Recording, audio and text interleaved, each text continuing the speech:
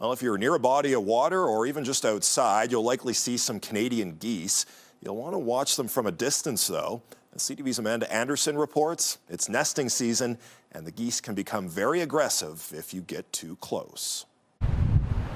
As you may have seen, CTV Edmonton has a resident Canada goose, a planter near the building, her chosen spot for nesting. Canadian geese are a protected species, so once a nest is made, legally, you have to leave it alone. You've got all the right things there. I mean, keeping people so they can't get in too close proximity to them is perfect, because then you're going to have that aggressive behavior. This nest is taped off to not only give the mama goose space, but to keep people safe. Giving them their space becomes really important. Both mom and dad become very protective of those nest sites.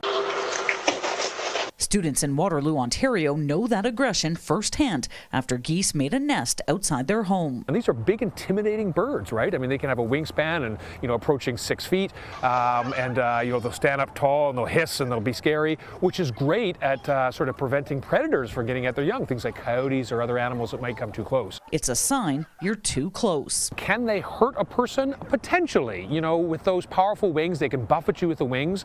They could inflict some minor bruising or something like that. You're probably not in any real danger, but nobody wants a bird with a 6-foot wingspan, coming at them and whacking them with their wings. The bite is not particularly dangerous, although they do have little serrated beaks and can inflict some very minor injuries. For them, it's more intimidation. It's more about this bluster. While the female tends to the eggs, her mate stands guard from a distance across the property. Dale Guino says Wild North is getting about 30 calls a day right now for geese spotted alone. He says it usually turns out to be the male, with the female in nest out of sight nearby. And often when we approach them, they're not necessarily going to get up and sort of fly away or be afraid of us. So sometimes people think they're injured. Really, they're just doing their job. They're being good dads. The eggs take about a month to hatch, then another 2 days before the new family departs the nest. If the nest is on top of a building, a call to Wild North may be required to help get the goslings down.